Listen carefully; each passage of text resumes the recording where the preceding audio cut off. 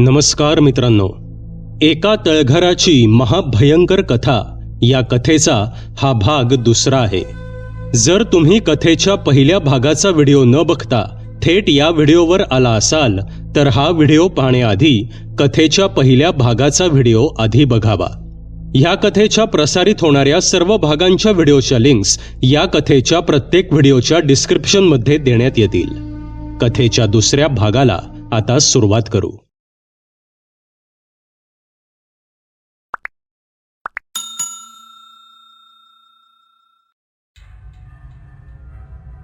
पुढे काय होणार याची त्यांना जरासुद्धा कल्पना नव्हती. ते हळूहळू पायऱ्या उतरून खाली आले. खाली तळघराच्या मधोमध एक कंदील ठेवला होता, ज्याचा प्रकाश आजूबाजूच्या काही ठिकाणी पडून आजूबाजूची जागा दिसत होती. बाजूला असलेले काळे ओबडधोबड दगड त्या प्रकाशात चमकत होते. त्या कंदिलापासून काही अंतरावर एक मुलगी आपलं तोंड गुडघ्याच्या मध्ये लपवून बसली होती. तिचे मोकळे सोडलेले केस तिच्या समोर आले होते. महादेव यांनी आजूबाजूला पाहिलं, पण तिकडे कोणीही नव्हतं. ते थोडे घाबरतच हळूहळू पुढे आले. तसं त्यांच्या कानावर काही विचित्र मंत्र पडू लागले. ती भाषा ना मराठी होती ना संस्कृत. ती कुठली तरी वेगळीच अगम्य भाषा होती. त्यांनी हिम्मत करून आवाज दिला, "कोण आहे तिकडे? माझ्या घरात तुमचं काय काम आहे?" पण समोरून काहीच प्रतिसाद आला नाही. तसं पुन्हा महादेव यांनी विचारलं, "कोण आहे तिकडे? बोलत का नाही?" पण पुन्हा काहीच उत्तर आलं नाही. त्यांनी अजून थोडी हिम्मत केली आणि त्यांनी त्या मुलीजवळ जाऊन विचारलं, "कोण आहेस तू आणि माझ्या घरात काय करतीयेस?" महादेव यांनी विचारलं. तसं त्या मुलीने आपला चेहरा हळूहळू वर केला.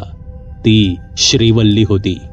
पण आता तिच्या चेहऱ्यावरचा निरागसपणा जाऊन तिच्या चेहऱ्यावर एक आसुरी आनंद दिसत होता. तिचे डोळे रक्तासारखे लाल झाले होते. तोंड सुजलं होतं. तोंडाने ती काहीतरी पुटपुटत होती आणि एक विक्षिप्त हास्य करून ती महादेव यांच्याकडे पाहत होती. महादेव यांनी तिचं ते हिडीस रूप पाहिलं आणि ते घाबरून मागे हटले आणि त्यांचा तोलच गेला आणि ते खाली पडले. तसे श्रीवल्ली उठली आणि त्यांच्या दिशेने चालत येऊ लागली. सतत ती तोंडात काहीतरी मंत्र म्हणत होती आणि पुढे येत होती. महादेव यांनी स्वतःला सावरलं आणि उठून त्यांनी दरवाजाच्या दिशेने पळ काढला. बाहेर पडण्याच्या शेवटच्या 2 पायऱ्या शिल्लक असतानाच दरवाजा वरून बंद झाला आणि महादेव पायऱ्यांवरून खाली पडले. समोर त्यांची लेक उभी होती, पण तिचा तो निरागसपणा जाऊन तिकडे आसुरी आघोरीपणाची झलक दिसत होती. ती महादेव यांच्यावर वाकली आणि तिनं जोरात किंकाळी फोडली. इकडे महादेव किंचाळून उठून बसले. त्यांचं पूर्ण शरीर घामानं भिजलं होतं. त्यांनी उठून आजूबाजूला पाहिलं तर ते श्रीवल्लीच्या रूममध्येच होते. बाहेर बऱ्यापैकी उजाडलं होतं. खिडकीमधून गार वारा येत होता. अचानक दरवाजावर टकटक झालं. तसं महादेव दचकले. "अहो, काय झालं? तुम्ही ठीक आहात ना?" बाहेरून शुभांगीने आवाज दिला. "हो, मी ठीक आहे, काळजी करू नकोस." महादेव जागेवरूनच बोलले. "ठीक आहे, आवरून नाश्ता करायला या," शुभांगी म्हणाली आणि खाली निघून गेली. हे माझ्यासोबत रात्री नक्की काय झालं? ती श्री होती की तिचं रूप घेतलेलं दुसरंच कुणी? स्वप्न होतं की वास्तव? काहीच समजत नाहीये. असा विचार करत महादेव उठले आणि आवरून खाली गेले. "काय हो, काय झालं मगाशी? असं ओरडून का उठलात?" शुभांगीने विचारलं. "कधी मघाशी ना? अगं तो बेडचा कोपरा पायाला लागला म्हणून ओरडलो. ते जाऊ दे. श्री कुठे?" महादेव यांनी विचारलं. "ती बाहेर गेलीये. घरात बसून आणि सतत कसला तरी विचार करून कंटाळलीये पोर, म्हणून तिला देवळात पाठवलंय. पाहू तिकडे तरी शांती मिळते का?" चहाचा कप देत शुभांगी म्हणाली. "तिला एकटीला पाठवलेस का तू? तुला माहितीये ना श्री कशी वागतीये? मी येतो तिला पाहून." महादेव चहाचा कप खाली ठेवत उठले. "तुम्ही कुठेही जाऊ नका. रेखा आहे तिच्यासोबत. तुम्ही तुमचं आवरून घ्या. तिला दुपारी डॉक्टरांकडे पण घेऊन जायचंय ना?" शुभांगी म्हणाली आणि पुन्हा आत निघून गेली.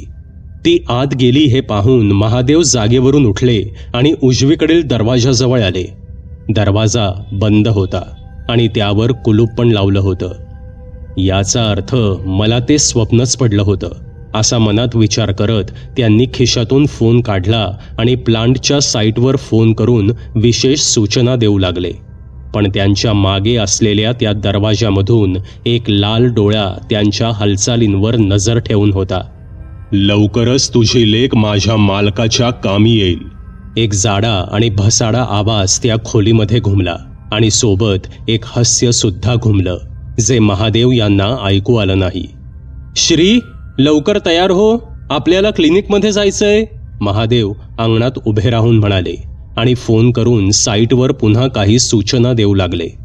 आई, मला नाही जायचं तिकडे. मला काय झालंय जे तुम्ही सारखे डॉक्टरांकडे मला घेऊन जाताय? मी ठीक आहे. मला फक्त इकडे नाही राहायचं. मला मुंबईला परत जायचंय, श्रीवल्ली रडवेल्या स्वरात म्हणाली. हे बघ बाळा, मला माहितीये तुला काहीही झालेलं नाही, पण तुला जे कोणी त्रास देतंय, तुझ्या जवळ येण्याचा प्रयत्न करतंय, ते कोण आहे हे समजलं पाहिजे ना. आणि तू काळजी करू नकोस, मी आहे ना. आज मी पण येते सोबत, ठीक आहे? गुणाचं बाळ माझं. इतकं बोलून शुभांगीने श्रीच्या चेहऱ्यावर हात फिरवला. दुपारी साधारण 2च्या सुमारास महादेव आणि शुभांगी डॉक्टर सुधाकर यांच्या क्लिनिकमध्ये पोचले. डॉक्टर, मी इकडे तिच्यासोबत थांबलं तर चालेल का? नाही म्हणजे ती थोडी घाबरलीये, शुभांगीने विचारलं. मी तुमची काळजी समजू शकतो, पण कसं असतं ना, संमोहन करताना एकाग्रता खूप महत्वाची आहे आणि तुम्ही सोबत असाल तर ती एकाग्रता मिळणं तिला मुश्किल होईल. माफ करा, पण मी तुम्हाला इथे थांबू देऊ शकत नाही. संमोहन दिसतं तेवढं आणि वाटतं तेवढं सोपं नाहीये. आपल्या मेंदूमध्ये जटिल कोशिका असतात. त्यांना छेद देऊन सबकॉन्शियस माइंडमध्ये ठेवलेल्या आठवणी जाग्या कराव्या लागतात.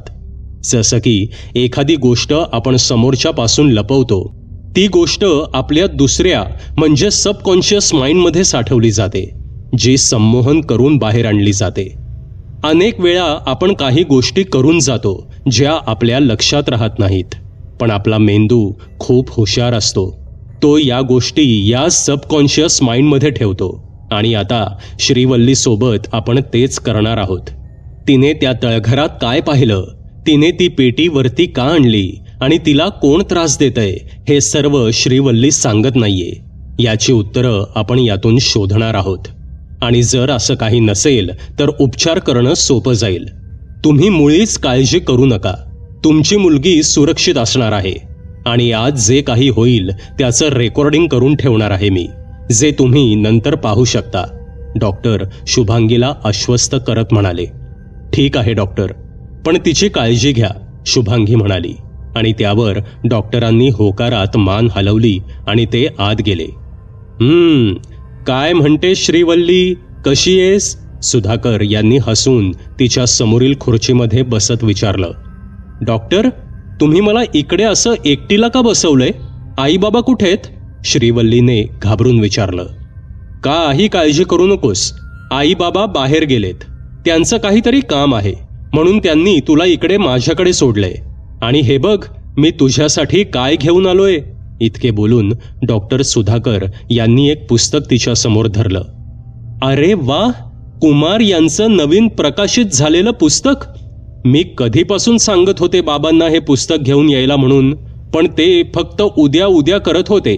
थँक्यू डॉक्टर, खुश होऊन श्रीवल्ली म्हणाली आणि तिने हातातील पुस्तक चाळायला सुरुवात केली. अरे थँक्यू कशाला, मला पण त्यांच्या कथा आवडतात. बरं, ते जाऊ दे. तू एक काम करशील, बाजूला एक खोली आहे, तिकडे बसशील. म्हणजे कसं आहे ना, इकडे माझे काही पेशंट आले तर त्यांना तपासणं सोपं जाईल, सुधाकर म्हणाले आणि त्यावर श्रीवल्लीने हसून होकार दिला.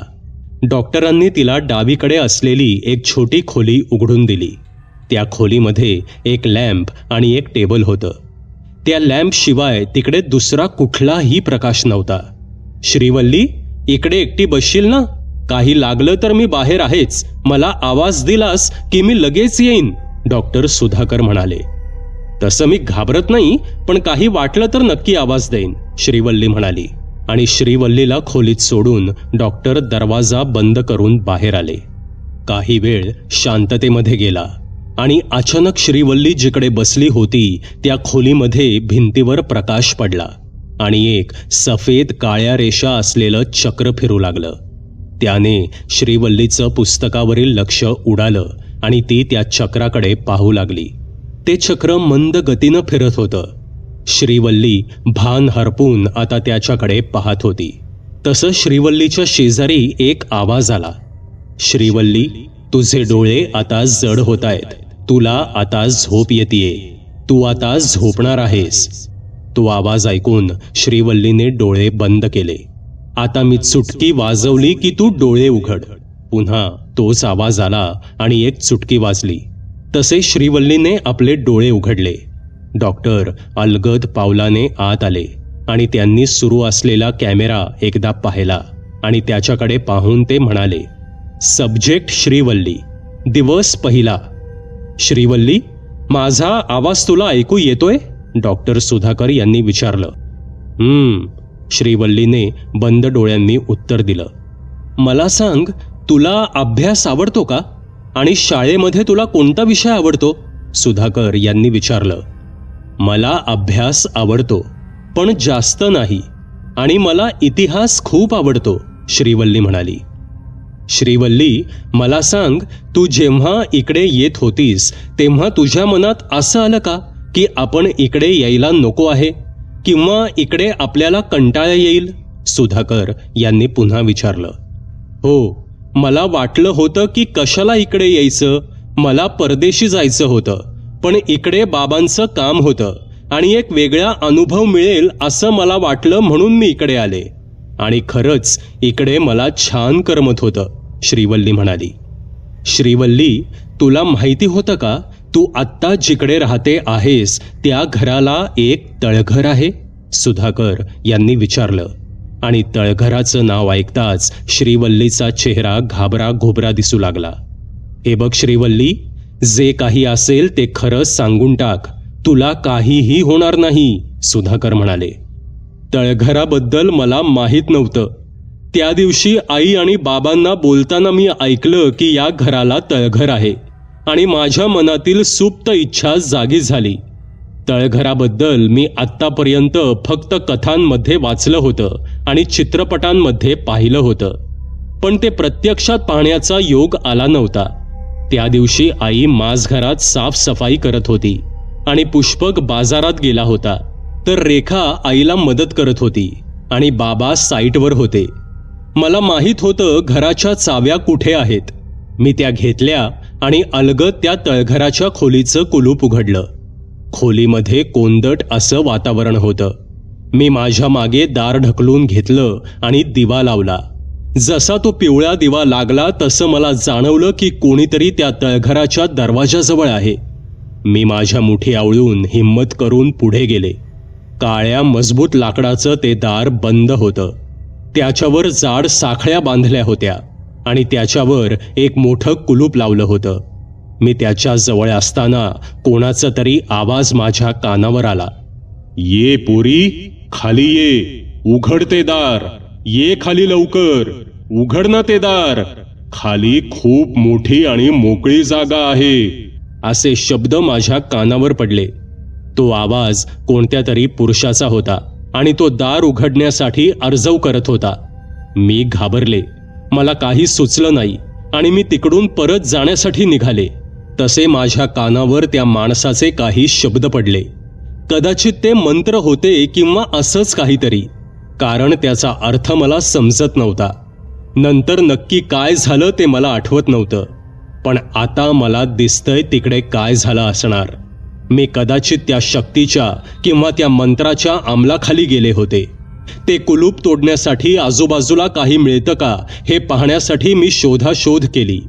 तिकडे मला एक पहार मिळाली आणि ती पहार मी त्या कुलपावर मारली आणि ते कुलूप उघडलं गेलं. तसं त्या साखळ्या आपोआप बाजूला झाल्या आणि दरवाजा उघडला गेला. मघाशी येणारा तो भारदस्त आवाज पुन्हा माझ्या कानावर आला. आता तो आवाज मला खाली बोलवत होता आणि मी खाली जाऊ लागले. खाली जाताना मला त्या गार पायऱ्यांचा स्पर्श होत होता. खाली फक्त अंधार होता. एक कोंदट वातावरण होतं आणि सतत तो माझ्या मागे होता. 15 पावलं चालून मला वाकण्याचा आदेश मिळाला आणि मी वाकले. तसं माझ्या हाताला ती पेटी लागली. पुन्हा आदेश आला की ती पेटी वरती घेऊन जा आणि खोलून मालकांना मुक्त कर. मी तसं केलं, पण मध्येच आईच्या हातून कुठलं तरी भांडं पडलं आणि माझी तंद्री भंग पावली. समोर जे काही होतं ते पाहून मी जोरात किंचाळले. इतकं बोलून श्रीवल्ली थांबली. त्यानंतर काही झालं का? म्हणजे तुझ्या मागावर कोणी आलं किंवा तुला कोणी त्रास दिला असं काही झालं का? डॉक्टरांनी विचारलं. त्या दिवसानंतर तो वरती आला मला घेऊन जायला, श्रीवल्ली घाबरत म्हणाली. तिचा चेहरा पूर्णपणे घामाने भिजला होता.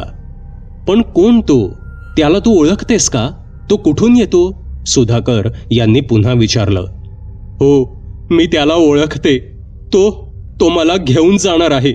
त्या रात्री पण तो माझ्या खोलीमध्ये आला होता. तो मला त्यांच्या मालकासाठी घेऊन जाणार आहे. मला घेऊन जाणार तो.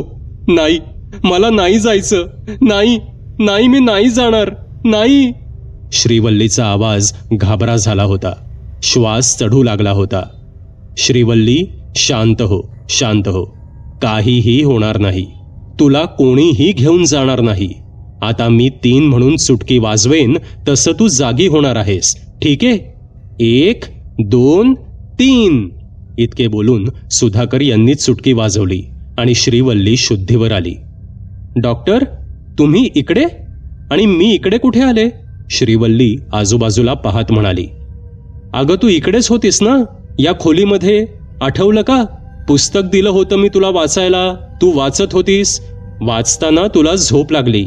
आई बाबा आले आहेत म्हणून तुला उठवायला आलो, सुधाकर म्हणाले. हां, आठवलं. पुस्तक वाचताना झोप लागली असेल.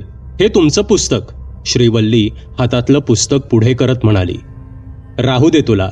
तुझ्या आवडीच्या लेखकाचं आहे ना, घेऊन जा. वाचून झालं की परत दे. ठीक आहे? चल बाहेर जाऊ. इतके बोलून सुधाकर तिला घेऊन बाहेर त्यांच्या केबिनमध्ये आले. समोर महादेव आणि शुभांगी बसले होते. जरा श्रीवल्लीला बाहेर घेऊन जा, डॉक्टरांनी बाहेर कॉल करून त्यांच्याकडे काम करणाऱ्या तरुणीला सांगितलं. श्रीवल्ली बाळा, जरा बाहेर बसशील थोडा वेळ? मला आई बाबांसोबत थोडं बोलायचंय. तू पुस्तक वाचत बस, ठीक आहे? थोडा वेळ फक्त, डॉक्टर म्हणाले आणि ती तरुणी श्रीला घेऊन बाहेर निघून गेली. डॉक्टर, काही सिरियस नाही ना? शुभांगीने घाबरत विचारलं. तसं सुधाकर यांनी जे काही रेकॉर्ड केलं होतं ते त्यांना दाखवलं. अशक्य, केवळ अशक्य. माझा तर विश्वासच बसत नाहीये. ते रेकॉर्डिंग पाहत आश्चर्याने महादेव म्हणाले. हे पहा महादेव, श्रीवल्ली खोटं बोलत असेल असं मला वाटत नाही. नक्कीच तिकडे काहीतरी असणार. तिला कोणीतरी अदृश्य शक्ती त्रास देत असेल. एक डॉक्टर म्हणून माझं हे बोलणं कदाचित तुम्हाला चुकीचं वाटेल, पण हे सत्य असू शकतं. माझा स्वतःचा विज्ञानावर विश्वास आहे, पण अध्यात्म हे विज्ञानापेक्षा मोठं आहे याची प्रचिती मला सुद्धा आलीये. माणसाचा जन्म कधी होणार, म्हणजे एखादं मूल जन्माला कधी येईल याचा अंदाज तर आपण बांधू शकतो, पण मृत्यूची वेळ कोणी निश्चित सांगू शकत नाही. आपल्या डोळ्यांना जे काही दिसतं ते सर्व खरंच असतं असं मानून आपण चालत राहतो, पण त्यामागे सुद्धा बरंच काही दडलेलं असतं. ते मात्र आपण पाहू शकत नाही. मला अजून काही गोष्टींची खात्री करून घ्यायची आहे, सुधाकर म्हणाले. पण डॉक्टर, यावर उपाय काय? महादेव यांनी विचारलं. उपाय अजून तरी माझ्या लक्षात आलेला नाहीये, पण मला ते तळघर पाहायचंय. नक्की काय आहे तिकडे ते मला पाहायचंय, आणि जे श्रीवल्ली सांगत आहे ते तसंच आहे का हे सुद्धा पाहायचंय. हा, पण तुमची काही हरकत नसेल तर, डॉक्टर म्हणाले. अहो, हरकत कसली, तुम्ही कधी पण या, महादेव म्हणाले. माझी श्री ठीक तर होईल ना डॉक्टर? शुभांगीने काळजीने विचारलं. आत्ताच काही सांगू शकत नाही. खरं तर मला ते तळघर पाहिल्यावर समजेल की नक्की काय उपाय करावा लागेल. मला कदाचित तुमच्याकडे राहावं सुद्धा लागेल, आणि श्रीवल्ली सोबत अजून एक सेशन होईल, कारण ती कोणाला घाबरतीये हे सुद्धा समजलं पाहिजे, डॉक्टर म्हणाले. ठीक आहे, तुम्ही कधी येणार आहात, म्हणजे तुमची तशी राहायची सोय करता येईल, महादेव यांनी विचारलं. मी परवा येतो, ठीक आहे? तोपर्यंत श्रीवल्लीची काळजी घ्या, तिला एकटं सोडू नका, डॉक्टर म्हणाले. शुभांगी बाहेर गेली. तसे महादेव सुद्धा दरवाजातून माघारी वळाले आणि डॉक्टरांकडे पाहत म्हणाले, डॉक्टर, मला पण तुम्हाला काहीतरी सांगायचंय, पण तुम्ही घरी आलात की सांगतो, महादेव म्हणाले आणि ते तिथून निघून गेले. यांना काय सांगायचं असेल असा विचार करत डॉक्टरांनी एक कॉल लावला. हॅलो, मी सुधाकर बोलतोय, मला कदाचित त्यांची मदत लागेल. हो, सर्व तपशील मी लेखी पाठवून देतो आणि एक कॉपी कॅसेटची पण पाठवतो, धन्यवाद. इतके बोलून डॉक्टरांनी फोन ठेवून दिला.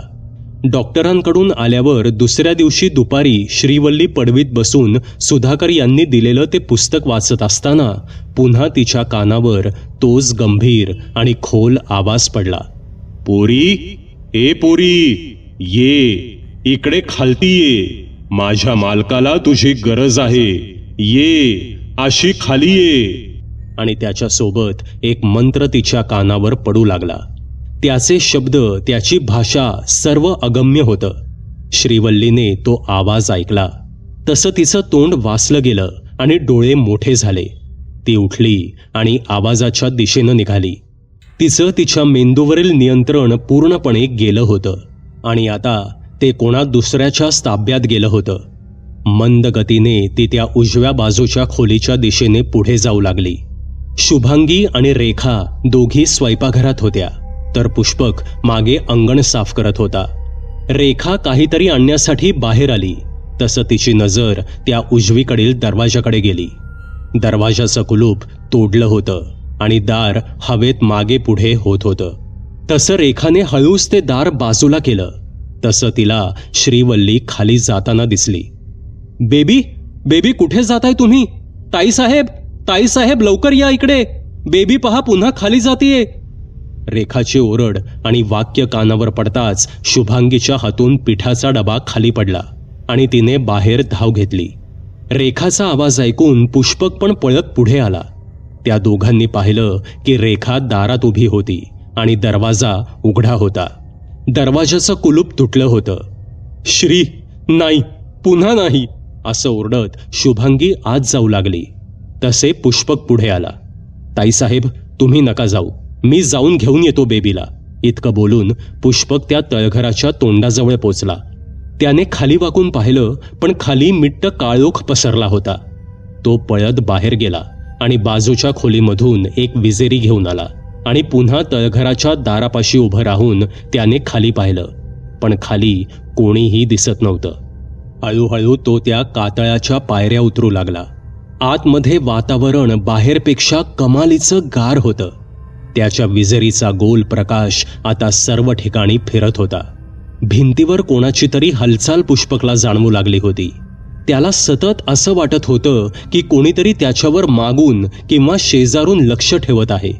ते तळघर खूप मोठं आहे असं वाटत होतं. इतकं मोठं की त्याला अंतच नाहीये असंच वाटत होतं. पुष्पक विजेरी डावीकडून उजवीकडे फिरवत होता, पण त्याला काहीही दिसत नव्हतं. दबकी पावले टाकत तो पुढे पुढे जात होता. त्याच्यासोबत अजून कोणीतरी चालत आहे असा भास त्याला होत होता, पण तो भास नसून सत्य आहे हे समजण्यासाठी त्याला वेळ लागला नाही. तो अजून थोडं पुढे गेला तसं त्याला एका कोपऱ्यातून कोणाच्या तरी अस्पष्ट बोलण्याचा आवाज ऐकू येऊ लागला. तसे तो त्या आवाजाच्या दिशेने निघाला आणि एका कोपऱ्यात त्याला श्रीवल्ली बसलेली दिसली. तिचं तोंड भिंतीच्या समोर होतं आणि तिची पाठ पुष्पककडे होती. पुष्पकने त्याच्याकडील विजेरी तिच्यावर रोखली आणि आवाज दिला, श्रीताई, तुम्ही इकडे काय करताय? चला वर, आई काळजी करत असेल, पुष्पक म्हणाला. पण श्रीवल्ली काही जागची हलली नाही. हे पहा श्रीताई, आपण वरती जाऊ, चला उठा लवकर. इतकं बोलून पुष्पक पुढे झाला. तसं श्रीवल्लीने त्याच्याकडे वळून पाहिलं. तिचे डोळे मोठे होऊन पूर्ण काळे झाले होते. तिचं तोंड वासलेलं होतं, जे सामान्य माणसाच्या तोंडापेक्षा जास्त मोठं वाटत होतं. आत तोंडामध्ये जीभ वळवळत होती. तिचा चेहरा पूर्ण सफेद पडला होता. तिचं ते रूप पाहून पुष्पक घाबरला आणि 4 पावलं मागे गेला. श्रीवल्ली होती तिकडेच काही वेळ उभी राहिली आणि मग ती पुष्पकच्या दिशेने येऊ लागली. पुष्पक भीतीने कापू लागला. मारून टाक, मारून टाक याला, मारून टाक. हवेत एक गंभीर आणि भसाडा आवाज घुमू लागला. पुष्पक मागे जात होता आणि श्री पुढे येत होती. पुष्पक मागे जात जात भिंतीला आपटला. तसं श्रीवल्लीने त्याच्यावर हल्ला केला. तिने त्याचा गळा पकडला, पण तिच्या हाताला त्याच्या गळ्यातील रुद्राचं चिन्ह असलेला पत्र्याचा टाक लागला, जो त्याच्या लहानपणी त्याच्या आजीने त्याला वाईट नजरेपासून वाचवण्यासाठी घातला होता. हात लागताच श्रीवल्ली जोरात ओरडली आणि बेशुद्ध झाली. पुष्पकने तिला उचललं आणि तो तिला वरती घेऊन येण्यासाठी निघाला. काही क्षण त्याचा पाठलाग झाला, पण रुद्राचा टाक असल्याने त्याचे प्राण वाचले होते. पुष्पक तिला घेऊन खोलीच्या बाहेर आला. तसं रेखाने त्या तळघराचा दरवाजा बंद केला आणि बाहेर येऊन मुख्य दरवाजा सुद्धा लावून घेतला. हे सर्व करत असताना सतत तिला असं वाटत होतं की कोणीतरी वरती येतंय. बाईसाहेब, हे घर चांगलं नाही बघा. इकडे नक्कीच काहीतरी वाईट शक्ती आहे जिला मोकळं व्हायचंय. तुम्ही जमेल तसं आणि जमेल तेवढ्या लवकर हे घर रिकामं करा, पुष्पक म्हणाला. श्रीवल्ली शुद्धीवर नव्हती. तिला तसंच खोलीमध्ये झोपवलं होतं आणि महादेव यांना फोन करून बोलावलं होतं. आलात? या, पहा आपल्या मुलीकडे एकदा. अजून सुद्धा तुम्हाला वाटतं का तिला वेड लागलंय? अहो, बास झालं आता. मी नाही राहू शकत इकडे. उद्याच मी श्रीला घेऊन मुंबईला जाणार आहे, शुभांगी चिडून म्हणाली. हे बघ शुभांगी, शांत हो. श्रीला काहीही होणार नाही. आणि समजा तिला घेऊन तू मुंबईला गेलीस आणि तिकडे सुद्धा हेच झालं तर? उद्या तिला डॉक्टरांकडे घेऊन जाऊ आणि तसंही ते आपल्याकडे येणारच आहेत. त्यांना येऊन पाहू दे तरी. जर त्यांना काही उपाय सापडला नाही तर आपण नक्कीच जाऊ मुंबईला, ठीक आहे? आता श्रीवर लक्ष ठेवावं लागेल. ती खाली का जाते आणि काय करते हे सुद्धा पाहावं लागेल. विज्ञानाने नाही झालं तर अध्यात्माने का होईना, पण मी श्रीला बरं करणारच, महादेव म्हणाले आणि खोलीच्या बाहेर निघून गेले. पुष्पकला भेटून त्यांनी खाली काय घडलं ते सर्व विचारलं आणि डॉक्टरांना फोन करून जे घडलं ते सर्व सांगितलं. ठीक आहे महादेव, प्रकरण साधं वाटत नाहीये. जर माझ्याकडून नाही झालं तर दुसरा उपाय मी शोधून ठेवलाय. तुम्ही काळजी करू नका. उद्या तिला घेऊन क्लिनिकमध्ये या, मग पाहू पुढे काय करायचं ते, सुधाकर म्हणाले आणि त्यांनी फोन ठेवून दिला. रात्री उशिरा श्रीवल्ली शुद्धीवर आली. आई, बाबा, तुम्ही असे का बसला इकडे? काही झालंय का? आणि मी इकडे कशी आले? मी तर खाली पुस्तक वाचत होते ना, श्रीवल्लीने आश्चर्याने विचारलं. हो, बरोबर आहे, पण वाचताना तुला झोप लागली, मग मी तुला इकडे घेऊन आलो, महादेव हसत म्हणाले. झोप? आणि मला? बाबा, तुम्हाला खोटं सुद्धा बोलता येत नाही, कारण मी पुस्तक वाचताना कधीच झोपू शकत नाही. मी पुन्हा खाली गेले होते ना, खरं सांगा, श्रीवल्लीने विचारलं. नाही बाळा, असं काहीही झालं नव्हतं, शुभांगी म्हणाली. आई, माझे कपडे आणि माझे तळपाय काळे झालेत, यावरून मला समजलं काय झालं असेल. बाबा, उद्या आपण डॉक्टरांकडे जाऊ. मला जे काही माहीत आहे ते सर्व मी त्यांना सांगायला तयार आहे.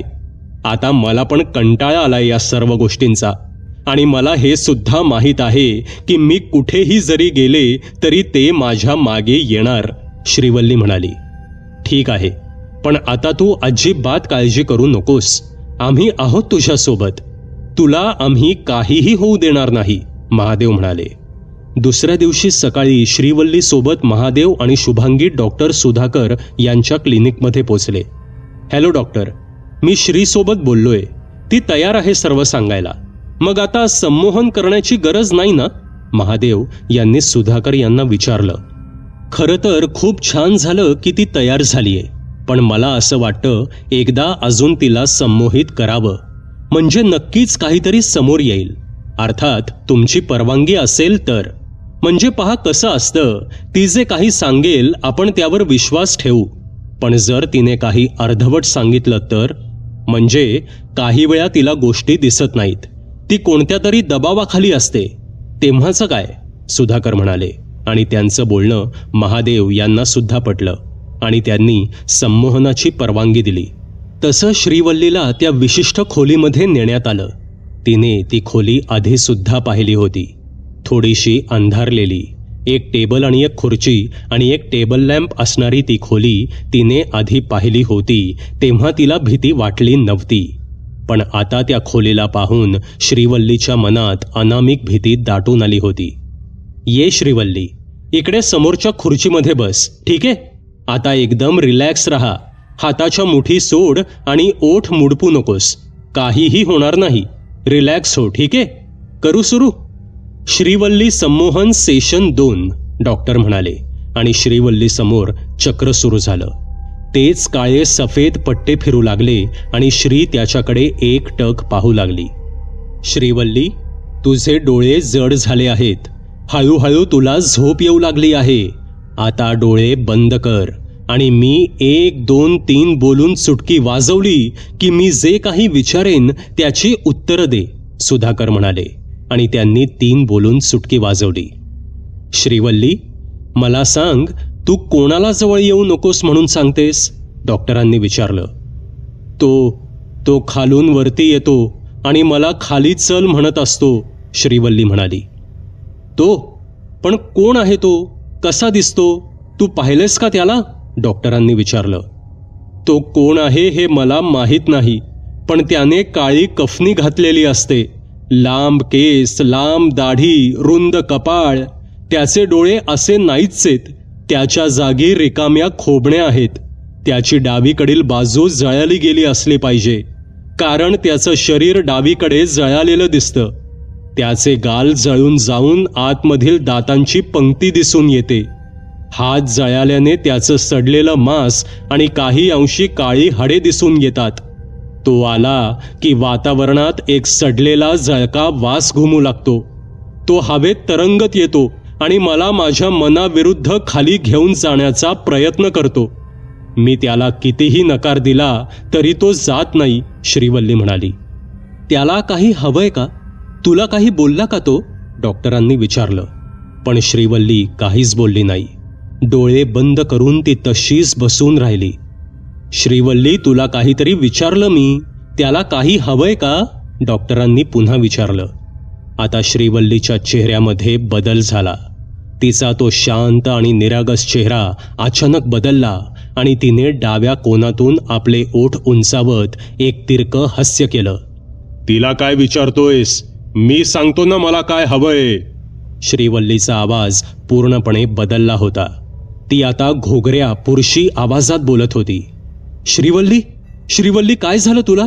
डॉक्टरांनी काहीसं घाबरून विचारलं. तिला काहीही झालेलं नाहीये, पण तुला मात्र बरंच काही होऊ शकतं. तिच्यापासून दूर राहा.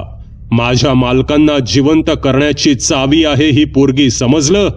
आणि एकदा का माझे मालक जागे झाले की आधी ते घर, मग शहर, असं करत करत जगावर राज्य करणार ते. मागे आमचा एक प्रयत्न फसला. धोका केला आमच्या सोबत, पण आता नाही. आता आम्ही आमचं राज्य घेऊन येणारच. काहीही झालं तरी माझे मालक जिवंत होणारच. श्रीवल्ली त्याच भसाड्या आणि घोगऱ्या आवाजात बोलत होती. तिचा तो आवाज आणि अवतार पाहून सुधाकर घाबरले होते. त्यांना काय करावं काही सुचत नव्हतं. श्रीवल्ली, कुठेस तू? परत ये. डॉक्टर सुधाकर घाबरत म्हणाले. आता ती परत येणार नाही, कधीच नाही. ती आता आमची झाली आहे. त्या भसाड्या आवाजात श्रीवल्ली बोलली आणि जोरजोरात हसू लागली. सुधाकर यांना समजलं होतं की त्यांनी केलेल्या संमोहनाचा त्याने फायदा घेतलाय, जो त्या कोठीमध्ये राहतोय. सुधाकर यांनी आपल्या खिशातून एक पूड बाहेर काढली आणि त्यातील उदी श्रीवल्लीच्या कपाळाला लावली. तसे श्रीवल्ली जोरात ओरडली. तिच्यामधून एक काळी आकृती बाहेर पडली, पण तिचा तो आवाज बाहेरपर्यंत गेला आणि बाहेर बसलेले महादेव आणि शुभांगी घाबरले आणि जागेवर उभे राहिले. श्रीवल्ली, शांत हो, एकदम शांत. हे बघ, इकडे तुला काहीही होणार नाही. इतके बोलून सुधाकर यांनी आपल्या कपाळावरील घाम पुसला. आता मी तुला संमोहनातून बाहेर काढत आहे. मी 1, 2, 3 बोलून चुटकी वाजवली की तू शुद्धीवर येणार आहेस. 1, 2, 3 सुधाकर म्हणाले आणि चुटकीच्या आवाजाने श्रीवल्ली संमोहनातून बाहेर आली. कसं वाटतंय? सुधाकर यांनी विचारलं. थोडं शरीर जड वाटतंय, पण मन हलकं जाणवतंय. असं वाटतंय की कोणीतरी मनावरील भार हलका केलाय. श्रीवल्ली जरासं हसून म्हणाली. ठीक आहे, एक काम कर, तू बाहेर जा आणि पाणी पी. मी आलोच बाहेर, सुधाकर म्हणाले. त्यांनी रेकॉर्डिंग बंद केलं आणि काही वेळ ते तिकडेच बसून राहिले. त्यांनी जे काही अनुभवलं होतं ते भयानक होतं. ते बाहेर आले. त्यांच्या चेहऱ्यावरून स्पष्ट दिसून येत होतं की त्यांना कोणत्या तरी गोष्टीची काळजी वाटत आहे. श्रीवल्ली, जरा बाहेर थांब, मला आईबाबांसोबत महत्वाचं बोलायचंय, सुधाकर म्हणाले. तसे श्रीवल्ली बाहेर निघून गेली. डॉक्टर, नक्की काय झालंय? सर्व ठीक आहे ना? आम्ही श्रीवल्लीच्या ओरडण्याचा आवाज ऐकला, काळजीनं शुभांगीने विचारलं. खरं सांगू तर काळजीचं कारण आहे. श्रीवल्ली सुरक्षित नाहीये. मी काही सांगण्यापेक्षा तुम्हाला प्रत्यक्षातच दाखवतो. हे पहा, असं बोलून सुधाकर यांनी ते रेकॉर्डिंग सुरू केलं. हा काय प्रकारे? माझी मुलगी त्यांच्यासाठी? नाही डॉक्टर, असं नाही होऊ शकत, शुभांगी रडत म्हणाली. डॉक्टर, नक्कीच काहीतरी चुकी झाली असेल, कारण संमोहन श्रीचं सुरू होतं, मग हा अचानक कुठून आला? नाही डॉक्टर, काहीतरी चुकलं असेल, महादेव डोळ्यातलं पाणी पुसत म्हणाले. नाही, माझ्याकडून काहीही चुकी झालेली नाही आणि रेकॉर्डिंग सुद्धा एकदम बरोबर आहे. श्रीवल्लीला धोका आहे. आधी मला वाटलं की हा एकाधिक व्यक्तिमत्व विकार म्हणजे एका माणसामध्ये 2 व्यक्तिमत्व असणं असं आहे. कारण श्रीवल्लीला भयकथा वाचण्याची आवड आहे आणि ती आवड मी स्वतः पाहिली आहे. त्यामुळे कदाचित तिच्यामध्ये हे दुसरं व्यक्तिमत्व तयार झालं असेल असं मला वाटलं. पण याला छेद तेव्हा मिळाला जेव्हा मी तिच्या कपाळाला उदी लावली आणि ती जोरात ओरडली. माझ्या संमोहनाचा फायदा घेऊन त्याने तिच्या शरीराचा आणि मनाचा ताबा घेण्याचा प्रयत्न केला. तो जो कोणी आहे त्याला त्याच्या मालकाला या जगात आणायचंय असं त्याचं म्हणणं आहे आणि त्याच्या मालकाला या जगात फक्त श्रीच आणू शकते. महादेव, मी तुमची मनस्थिती समजू शकतो, पण कदाचित श्रीने काहीतरी भयानक मोकळं केलंय जे न जाणे कित्येक वर्ष दाबलं गेलं होतं आणि आता ते अचानक बाहेर पडलंय, जसं की लावा रस पृथ्वीच्या गर्भातून बाहेर पडतोय. भयानक आणि विनाशकारी असं ते श्रीवल्लीच्या मनाचा ताबा घेण्यासाठी तत्पर आहे आणि त्याने तसा प्रयत्न आधी सुद्धा केला आहे. महादेव, तुम्ही श्रीवल्लीला जगाच्या पाठीवर कुठेही घेऊन गेलात तरी सुद्धा ते तुमच्या मागे येणारच, सुधाकर महादेव आणि शुभांगी यांना समजावत म्हणाले. डॉक्टर, यावर उपाय काय की माझ्या श्रीला कायम असं घाबरत जगावं लागणार? शुभांगीने रडत विचारलं. हे पहा, यावर उपाय आहे आणि ज्यांच्याकडे याचा उपाय आहे त्यांच्यासोबत माझं बोलणं सुरू आहे आणि ते सांगत आहेत तसंच मी करणार आहे. महादेव, आज मी तुमच्या घरी येणार, राहणार, पण तिकडे तुमच्या आणि माझ्याशिवाय अजून कोणीही नकोय. श्रीवल्ली आणि शुभांगीजी, जोपर्यंत हे सर्व पार पडत नाही तोपर्यंत तुम्ही माझ्या घरी राहणार, कारण तुमच्या घरी श्रीवल्लीच्या जीवाला धोका आहे. महादेवजी, तुम्हाला आठवतं मी सांगितलं होतं, जिकडे विज्ञान हात टेकतं तिकडे अध्यात्म सुरू होतं आणि आता त्याची वेळ आली आहे, सुधाकर म्हणाले. म्हणजे मला समजलं नाही, महादेव यांनी आश्चर्याने विचारलं. वेळ आली की सर्व सांगतो मी, पण त्याआधी तुम्ही घरी जा आणि आवश्यक सामान घेऊन इकडे या. मी तुम्हा दोघींना घरी सोडतो आणि मग महादेवांसोबत पुढे जातो, सुधाकर म्हणाले. तसं ते श्रीवल्लीला तिकडेच बसवून घरी आले आणि आवश्यक ते सामान घेऊन आले. तसं डॉक्टरांनी त्यांना घरी सोडलं आणि घरातून त्यांचं सामान आणि एक पिशवी घेऊन ते महादेव यांच्यासोबत कोठीच्या दिशेनं निघाले. डॉक्टर, तुम्ही आमच्या घरी येत आहात, पण तिकडे तुमच्या घरी तुमचं कुटुंब सुद्धा आहे ना. उगीच आमच्यामुळे तुम्हाला त्रास होईल. त्यापेक्षा आम्ही एखादं हॉटेल किंवा वसतिगृहात आमची सोय करू. उगीच आमच्यामुळे तुम्हाला त्रास, महादेव खिन्नपणे म्हणाले. अहो, त्रास कसला? माझ्या घरी आहे तरी कोण? मी आणि माझी पत्नी वसुधा. आमची मुलगी मधू मुंबईला शिकायला आहे आणि तुम्ही आलात तर वसुधाला आनंदच होईल. तिला पण कंपनी मिळेल, डॉक्टर सुधाकर हसत म्हणाले. काहीच वेळात गाडी एका इमारतीच्या गेटच्या आत प्रवेश करती झाली. दारावर असलेल्या सुरक्षारक्षकाने त्यांना सलाम केला. 4 इमारतींचा समूह बनून ती सोसायटी तयार झाली होती. भक्कम बांधकाम असलेली ती 7 मजली इमारत होती. लिफ्टने ते सर्व 6व्या मजल्यावर आले आणि डावीकडे वळून ते एका घराच्या दरवाजासमोर थांबले. सुधाकर यांनी बेल वाजवली तसे एका मध्यमवयीन स्त्रीने दरवाजा उघडला आणि सर्वांचं हसून स्वागत केलं. ते येणार याची कल्पना वसुधाला सुधाकरने दिलीच होती. घर आतून अत्याधुनिक सोयी सुविधांनी सुशोभित केलं होतं. श्रीवल्ली, इकडे बिनधास्त राहा, इकडे तुला काहीही होणार नाही. वसुधा, यांच्या जेवणाचं पहा. महादेव, या 2 खोल्या तुमच्या. तुम्ही फ्रेश व्हा, आपण जेवून तुमच्या घरी जायला निघू, सुधाकर म्हणाले. डॉक्टर, तुम्ही खूप करताय आमच्यासाठी. खरंच तुमचे हे उपकार. महादेव दाटल्या कंठाने म्हणाले. हे पहा महादेव, यात उपकार असे काहीही नाहीयेत. मी ज्यांना गुरु मानतो त्यांनीच मला हे शिकवलंय. जो अडचणीमध्ये असेल त्याची सेवा करावी. त्यामुळे उपकाराची भाषा सोडा आणि फ्रेश होऊन जेवायला या, सुधाकर म्हणाले.